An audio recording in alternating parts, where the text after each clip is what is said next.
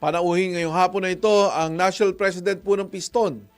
Walang iba kundi si Camody Floranda. Camody, magandang hapon po, Bong Nebriha para sa Biyaheng Isaac. Unay, magandang hapon po sa inyo at siyempre sa ating mga taga-subaybay, magandang hapon po sa lahat. Camody, bago po tayo magsimula, kamusta po ang inyong Tigal Pasada ngayong araw na ito? Sa ganyan naman ay matagumpay po natin nailunsad itong transport strike sa unang araw at mas nakakantito dahil mas malaki yung ating abot kung dito sa NCR ay halos umabot po tayo ng 33 na masap area at sa buong bansa ay umabot po tayo ng 83 na mga masap area hanggang sa iba't ibang mga region. Ay pagpapakita ito na talagang maraming nabibismaya dahil sa patuloy na pagtaas ng presyo ng petrolyo na halos hindi na kayanin ng ating public transport. Camody, ito bang tigil pasada nyo hanggang hapon? Hanggang ngayon, nagpapatuloy? Report back na. Hanggang ngayon po, Camody, nagpapatuloy pa po ba yung tigil Apo, pasada? ngayon po may programa po dito sa Aurora at ito po ay magmi-maintain, magdamag po ito at bukas ng umaga ay alis dito sa Cubao at tutungo naman ito sa Welcome Rotunda sa ganap na 11 ng umaga. At mga 1 o'clock o 1:30 magkakaroon po tayo ng marcha patungo po sa...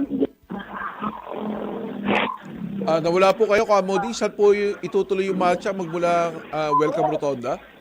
Apo, mag-umpisa po ng Welcome Rotunda na marahil mga 1 o 1:30 po. Papuntang Malacanang? Opo. Okay.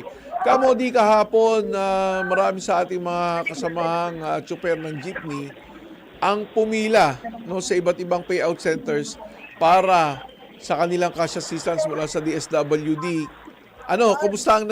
Kamusta naman po ang pamamahagi ng DSWD sa inyong mga kasamahan? Marami din ng mga nadismaya, bagamat nakapagsumiti sila ng kanilang mga pangalan, ay doon sa actual ay wala sila, at hindi sila naisama doon sa nabigyan ng DSWD kahapon. At ang sinasabi na lang ng taga-DSWD ay muling pag-aaralan nila at makipag-ugnayan sila sa LTFRB.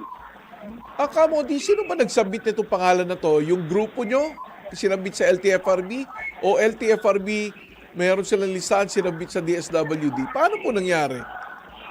Nagpasumiti po sila sa LTFRB, sa NCR, at yung NCR naman ang nakipag-ugnayan po sa DSWD.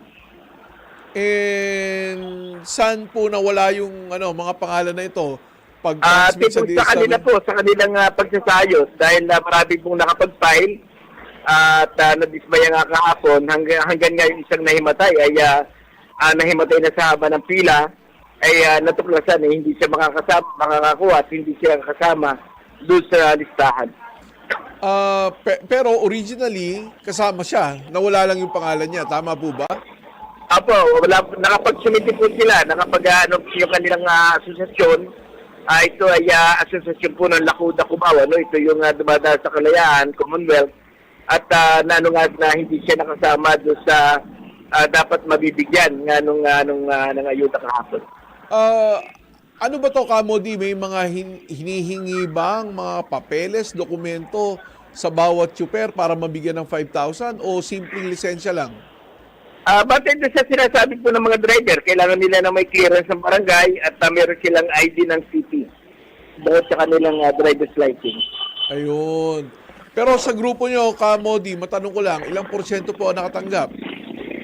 Wala pa po kaming report kung ilan po yung nakatanggap mula po sa mga membro namin. Wala pa. Opo.